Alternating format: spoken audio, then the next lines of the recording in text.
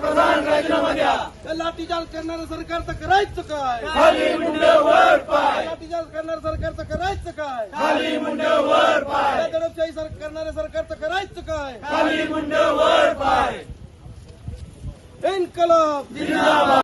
दिल्लीसाठी रवाना झाला आणि त्या ठिकाणी जंतर मंतरवर सचिन शिंगाडे नावाचे पत्रकार मान तालुक्याचं प्रतिनिधित्व जंतर मंतरवर करत आहेत।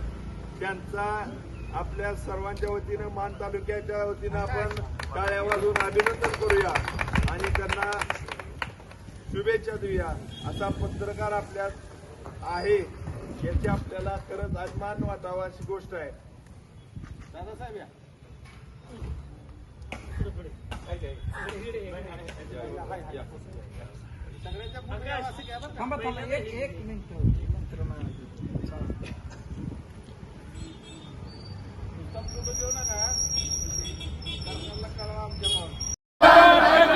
राजीनामा द्या, राजीनामा द्या।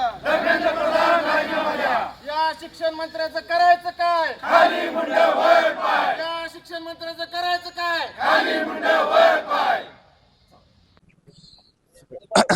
गेली 24 दिवस झालं सोनम वांगचुक यांनी दिल्लीत शिक्षण मंत्री धर्मेंद्र प्रधान यांच्या राजीनाम्यासाठी आणि जे नीटच्या पेपर फुटीनंतर ज्यांनी आत्महत्या केल्या अशा विद्यार्थ्यांच्या कुटुंबियांना भरपाई मिळावी यासाठी जे उपोषण शांततेच्या मार्गाने केलं होतं ते उपोषण आंदोलन दडपण्यासाठी केंद्र सरकारने सोनम वांगचुक यांना उचलून घेऊन गेले आणि विद्यार्थ्यांच्या वर लाठीचार्ज केला।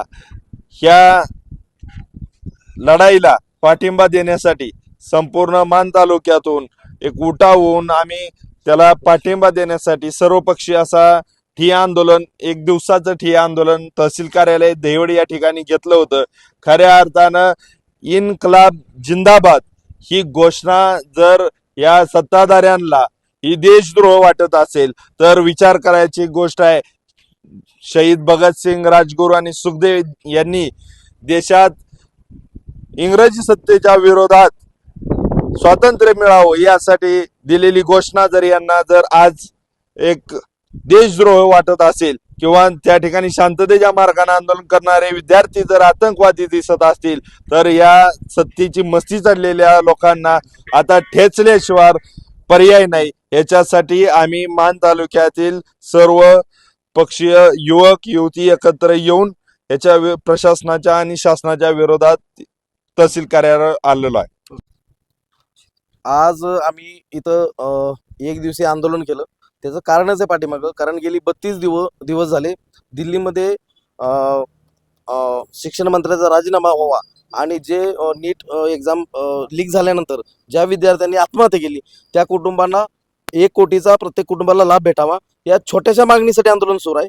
पण ह्या एक गेंड्याच्या खात्रीचं सरकार त्या एवढ्या छोट्या मागणीचं सुद्धा येऊन चर्चा करावी अशी कुठलीही भूमिका घेतली नाही आणि परवा दिवशी जे आंदोलन झालं त्याच्यामध्ये अमानुषपणे या लहान लहान मुलांवरती जो पोलीस बळाचा वापर केला त्याच्या विरोधात आम्ही आज इथं एक दिवसीय म्हणजे मोर्चा ठेवला आहे आणि आमची मागणी आहे, आमची मान तालुक्यातर्फे स्पष्ट मागणी आहे की ज्या पोलीस प्रशासनाने ज्या पोलीस अधिकाऱ्यांनी या लहान मुलांवरती लाठी बळाचा वापर केला आहे त्या पोलीस प्रशासनातील अधिकाऱ्यांचं निलंबन व्हावं, त्यांना बडतर्फ करावं ही आमची मागणी आहे।